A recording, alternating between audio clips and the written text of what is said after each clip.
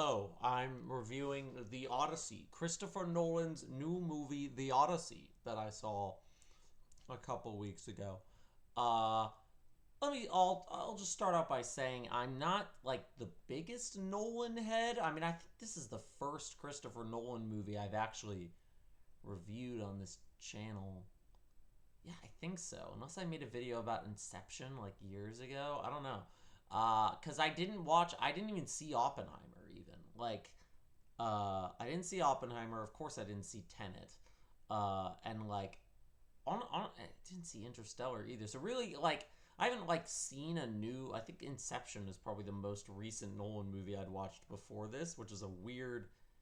Unless there's one I'm forgetting, but no, I think his like I really am only a Dark Knight fan and an Inception fan. Uh, so I'm not like the most. I'm not. I know Memento is very good. I watched that a few years ago. But like, all that is to say, I'm not that big of a Nolan fan. So I wasn't expecting all that much going into this. Uh, but I was quite a big fan of this movie. Despite not being like I wasn't that big of a Nolan fan. I'm not that big of a Nolan fan, and I wasn't that big of a fan of the classic story, The Odyssey, either. Not that I. That's not to say I have a negative opinion about it. I've just only read little like snippets of it. You know, like I'm not really fully familiar with the story. Uh, I remember learning about it in like English classes, but it never really like grabbed me. The like what I read of it.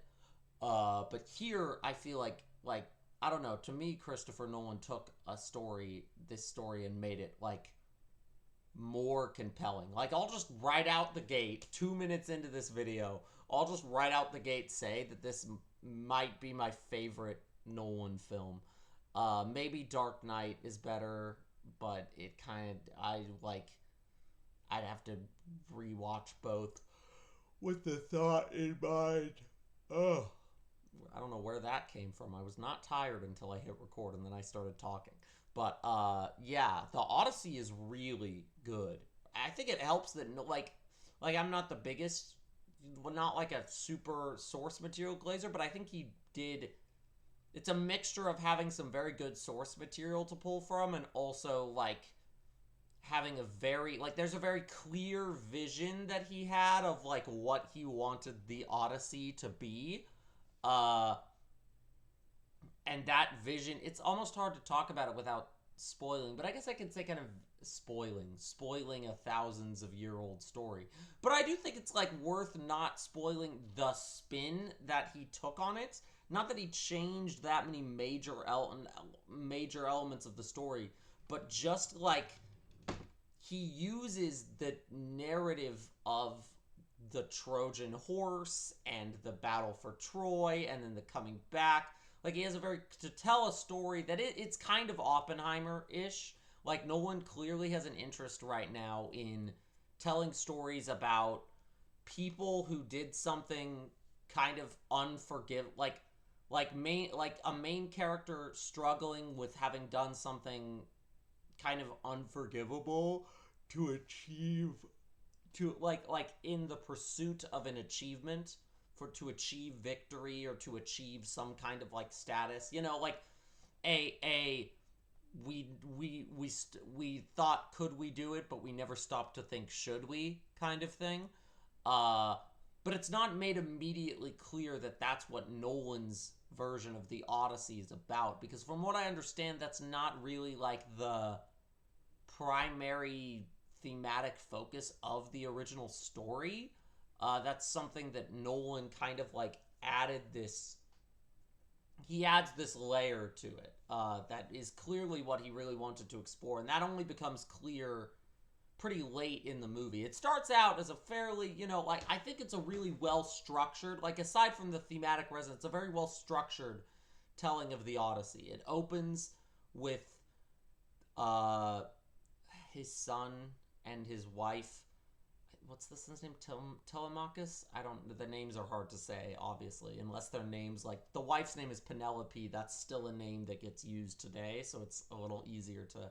But it starts out with Tom Holland's son, and Anne Hathaway wife Penelope, and like uses that to kind of establish the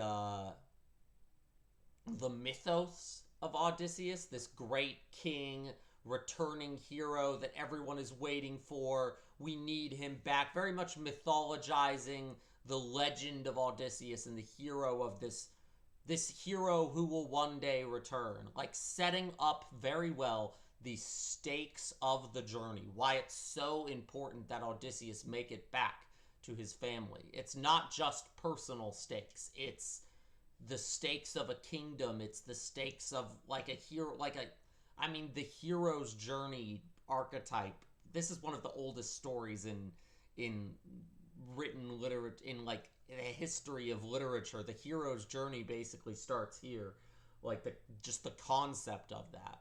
But it does a good job like making you care about what he's about to go through. So then we start to learn what he's about to go through. And a lot of that is bolstered by such great performances. Anne Hathaway is giving probably the best performance I've ever seen out of her, and easily the best female character in any Nolan movie that I've seen. Because it's a common criticism of him his writing, and it's true that he's not great at writing female characters.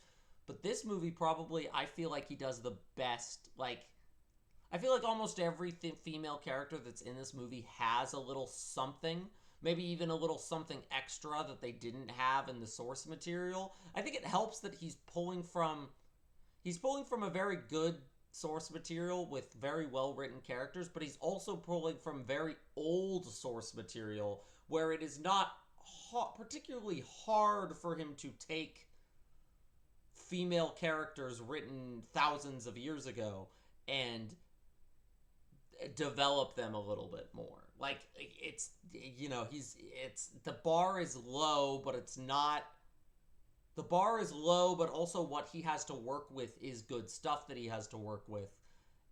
And honestly, the only female character that feels kind of flat to me is Charlize Theron's Calypso, which is interesting because from what I've read, she has more of a narrative presence than she did in the original story. Like, she's the one who essentially Matt Damon's Odysseus is recapping his journey to, but she doesn't really, she kind of just like stares at him. She kind of just blank face stares at him and is like, oh, that's so like, I don't know, she just doesn't have a lot in the script, and I don't think Charlize Theron brings a lot to the character that isn't in the script, versus Cersei and Penelope, and even like Lupita Nyong'o's Helen of Troy, who probably has less than 10 lines. And, like, she's not a major character in the film, but she brings so much extra to that character.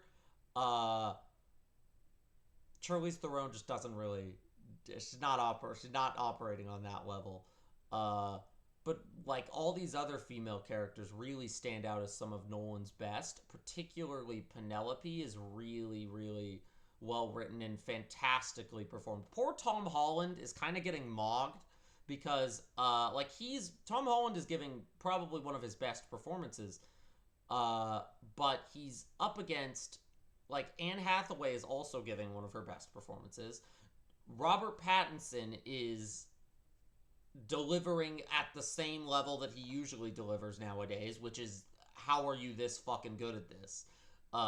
As Antinous, the slimy suitor who's trying to woo Penelope. And then John Leguizamo, I didn't even know he was in this movie. Like, what crazy unexpected surprise. John Leguizamo is nearly unrecognizable as the blind, I'm forgetting what his character's name is, but he's like the servant slave of Odysseus, the loyal servant archetype. And he's waiting for, Odysseus to return home, and they've got him in this scraggly old dude. Like, he's physically transformed by the hair and makeup, but he's also like playing a character so different. I've always been a John Leguizamo fan, but I don't think he's never really been given an opportunity to like shine like this. I hope he gets a supporting actor Oscar nomination, because he takes a character that isn't like a humongous part of the story, but is a very important one to its like emotional core. And really, like he gives one of the most memorable performances in the film. He's fantastic. And so then Tom Holland is very good, but he's up against people. He's up against actors with far more experience, or in Robert Pattinson's case, just an insane level of skill that are giving better that are giving also working at the top of their game. Every actor in this almost is working at the top of their game. Maybe even Charlize Theron is. Honestly, I've never seen something Charlize Theron in something that convinces me she's particularly good. Like this might be the top of her game. I don't know. But like pretty much everybody's working at the top of their game in this movie, and it's just really satisfying to see like like this is a long, epic, ancient story, so there's really like a lot to chew on. Like frankly, this movie, that was kind of my biggest fear coming into this movie, was just that it was like that the Odyssey's like almost too much to adapt in a film, that it like wouldn't that things would feel rushed or not well adapted. And there's a couple things like the Cyclops sequence is really visually like the Cyclops sequence being one of the few parts that I actually have read. For some reason in school we read like just that part. I don't know why. But like that part, the Cyclops itself is very well adapted. The actual narrative beats of that part are kind of awkwardly like they cut out the nobody thing. There's a moment where they're fleeing the Cyclops den, and Matt Damon just basically rage baits the Cyclops by randomly shooting an arrow at him. It's not random, like he's being motivated by like anger, and then that's what pisses off the gods, but it's like it's really clunky. It's really clunky in a way that I think the source material isn't. So it's an occasional thing like that, but I feel like for every clunky or awkward adaptation of a source material thing, there is a really good new spin on something that he came up with that people that like is worth praising. Like the main one being his like take on the Trojan horse. Like the visual of the Trojan horse like sitting on the beach washed up, because there's a more elaborateness to the Trojan horse scheme in this movie, where they basically like hide in it and fake that like it was a gift from, well, I mean, I don't, some of this is kind of in the source material, I think. I don't know. But like the specificity with which Nolan is like, okay, they are pretending this is a gift from the gods, so they're pretending that it washed up on the shore. So all of them are hiding inside of this thing in the ocean, meaning that some of them have drowned and died inside of this thing. They're all like shitting and pissing on top of each other. They're starving. Like, it's not this glamorous,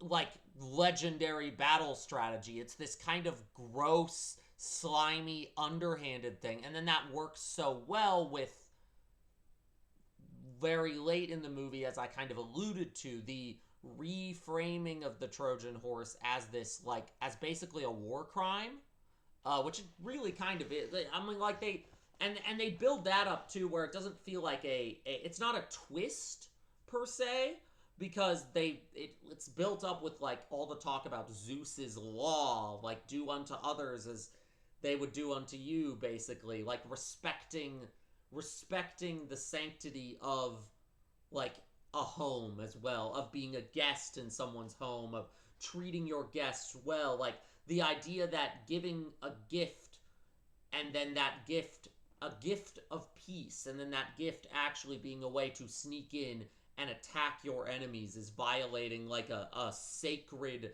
godly law. And that's what Odysseus is feeling this guilt towards, is really, really interesting and well set up by the narrative up till that point, but not spelled out until he spells it out to his wife. Like it's hint, like it's, and it, the two Trojan War sequences in this movie are really good, contrasting with Ludwig Göransson is on a legendary streak. He's probably gonna win. He's probably gonna win another Oscar, like a third in a row. Was it Yeah, he won for Oppenheimer, and then I think he won for Sinners, and now he's probably just gonna win again for the Odyssey because Ludwig Göransson is insane. The Trojan War sequence, like when they're initially breaking out of the horse, is so like it's so hype. It's so hype moments in Aura. Like the music is just like just is this adrenaline rush of a soundtrack for them sneaking around and opening the gate. It's hype moments in Aura. It's insane levels of hype moments in Aura. But then the second time we see the Trojan War after they've opened the gate, in the framing of Odysseus is lamenting this as a war crime, suddenly the brutal like no, it's like, okay, now we're reframing. It's no longer hype moments in Aura. It's now like a brutal, terrible, monstrous kind of like savagery, and that is just set. Like those two sequences in pair are like some of the best, like anything that Nolan has done in his entire filmmaking career. And the siren sequence, Ludwig Göransson just said, yeah, I'm going to make a siren song that is like perfectly encapsulating everything that was put into this script about what the siren song is. And that, like, I've been hearing that audio. Like, that audio is getting just put into, because it's like, he did this where it's like this filter on it, so it's kind of like otherworldly, but it's also like it's not like, it's beautiful, but in a very like haunting, unsettling, like this is bad kind of way. Oh my god, there's so much that I could talk about the music. If I was making this review more freshly coming out of the movie, I'd probably have like 15 minutes of like 10 to 15 minutes of things to say just about the soundtrack. Because it's the fucking bowstring sound, like when Odysseus like plucks his bow to warn his prey, and the bow plucking is like incorporated into the soundtrack of those scenes. Ooh, ooh, especially at the end of the movie. Hype moments in Aura, hype moments in Aura. And like you could argue the movie gets maybe a little lost in the hype moments in Aura, like Odysseus is lamenting having to be this warrior, and then after that you get this action sequence. Like the cynical way of looking at that would be that, oh, you have an action hero who hates that he's an action hero, but he's still an action hero. That's what the translator, there's a translator who, a recent translator of the Odyssey, that Nolan was kind of inspired by her translation, and she did not like the movie, and that's basically what she said about it. But it's clear, I don't know, like as far as her take goes, it seems pretty clear to me that she's just a Nolan hater, because that's what, I'm not like a Nolan fan, but I'm also not a Nolan, I'm not a Nolan fanboy, but I'm also not a Nolan hater. I feel like it's hard to look at this movie and say that Nolan is a bad director unless you're coming in with the opinion that Nolan is a bad director and looking for things to hate. Even if you think he's a bad writer and you think maybe this is kind of a poorly written adaptation of the Odyssey, that's like, I think you could that's reasonable, but like there's so much just like it's cinema. It's absolute cinema. Like the way, like just the shots and the direction and the scale of everything and how well it's realized. Again, those things like that Trojan horse in the sea, the scene where they're going to meet the dead and they're on the black sand, and it's the black sand, the siren sequence, the Cyclops is visually, I mean, there's so much, like, the visual spectacle angle of this movie delivers, even if the version of the story Nolan is telling is a little more human grounded than like, he kind of trims down a lot of the larger mythological elements of the story. Instead, he's, like, using those to set up the mythos of Odysseus as this grand figure, and then, like, deconstructing that mythos. And maybe he doesn't go quite all the way in deconstructing that mythos. Like, if I had to be a little critical, I consider it to be a 9 out of 10. I don't think Nolan has ever made a 10 out of 10 film. That's the way I'd put it. He is a great director that consistently makes very good films, but I don't think he's ever made a perfect 10 out of 10 movie.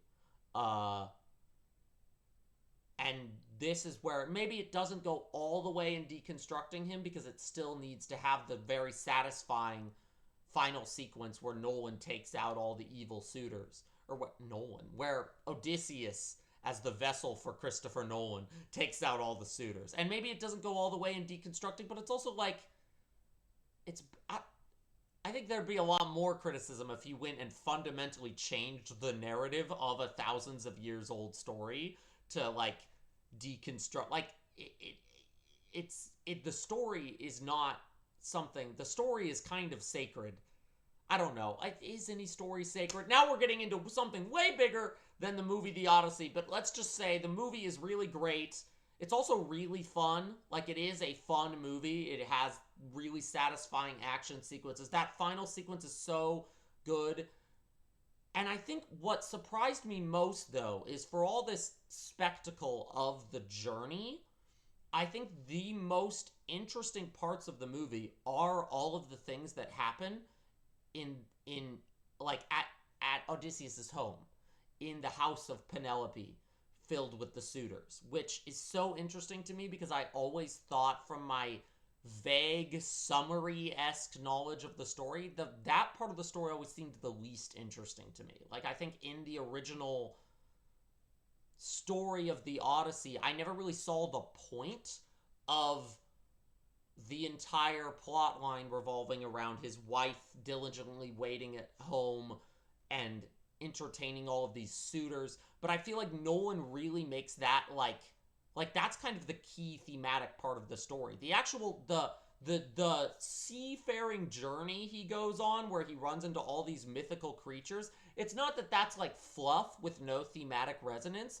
but I feel like the core heart of the narrative lies in what is waiting for him at home, and I think Nolan did a fantastic job making it clear that is the kind of emphasis point by opening on that, and he like cuts back to it at all the right times by setting the suitors being there up with the Zeus, using that to set up the Zeus's law thing, and then the Zeus's law having to do with Odysseus's internal conflict.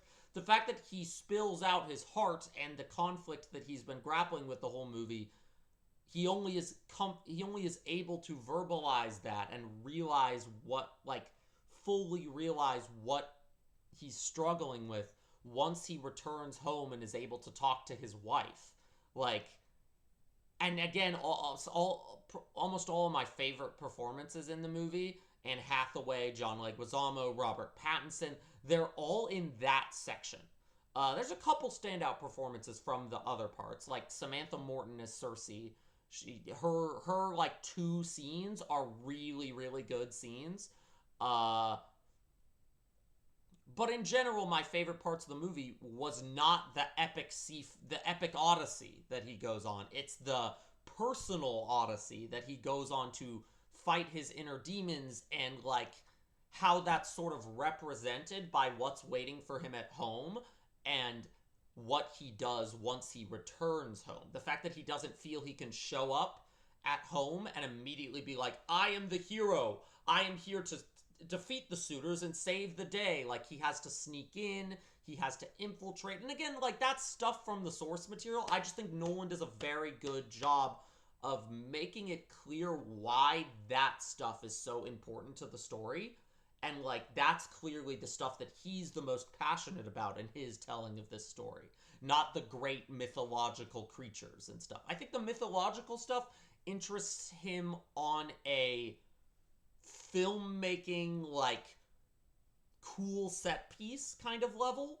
And I think it interests, but in terms of thematically what it is offering, he really uses it to, like the grander mythological stuff is there to reinforce the timeless human story that is at the core of the Odyssey. The reason the story has actually persevered in history for thousands of years. It's not the Greek mythos, it's the hero's journey, the Odyssey of both a personal and, like, the personal journey.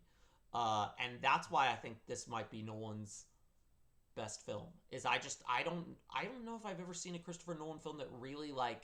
And again, I haven't seen Oppenheimer, so Oppenheimer could be even better at this than The Odyssey is. I don't know. But I have none of the Nolan movies I've seen delve that deep into the psyche of their characters. And I think that's something Nolan gets better at as he makes more and more movies, is like less spectacle. Not less spectacle, but spectacle and substance. The substance of the psyche of the characters, and not just the main character too. Honestly, then I would love to see Nolan make a true ensemble film, because Oppenheimer and the Odyssey already have such a huge ensemble cast. I want to see what I want to see from him next is a movie that has no central hero character, because I think that like he's starting to get more and more good at fleshing out the cavalry of side characters versus I mean, like, his start as a filmmaker, films like Insomnia and Memento are very, like, focused on their singular protagonist, or in Insomnia's case, it's kind of focused on two characters, but, like, they're very focused on on a specific set of characters. And I think as the scope of his movies broaden and broaden, I think he's not always the best at making it feel like every character matters. Like, there's always a very clear central protagonist that he pours most of his character writing effort into. And I don't think that's changed per se with his newest films. He's just getting better and better at, like, fleshing out other characters that aren't Odysseus in the case of the Odyssey. But this movie makes me want to see him go the next step and make a movie without a clear central character. I just think that would be interesting, because I think, like, that's what, you know, the scope and scale that he's clearly interested in is, like, building to. In terms of scope and scale meets substance and deep psychological tormenting of characters, that is definitely his oeuvre right now. But yeah, I was very impressed by the movie, and the more that I sit with it, the more my opinion is reaffirmed. And I think there's already an annoying amount of discourse about this movie online. I think a lot of people had preformed opinions when they went in. I didn't really, because again, I'm not a super fan, I'm not a hater. I don't have any opinions about whether the armor is accurate or not. I just went to see a movie, and the movie was good. And that's more the approach that I think we all need to take when we're watching movies, is just, was it good? And this one was. It was great, even. I recommend, if you have any interest, if you are of the opinion that you don't like Nolan movies, I don't think this is necessarily going to change your mind, so, like, don't go see it.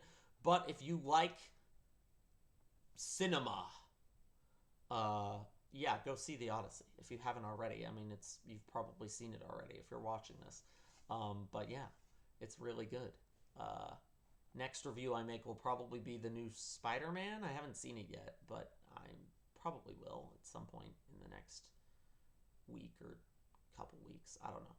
But yeah, The Odyssey, good movie. Good movie with Tom Holland, Zendaya, and Robert Pattinson. The next movie I review will also have Tom Holland, Zendaya, and Robert Pattinson. And Jon Bernthal. I forgot. Jon Bernthal is not very memorable in The Odyssey. He's not bad. He's just, like, there. So I kind of forgot about him. But, yeah. Arrivederci!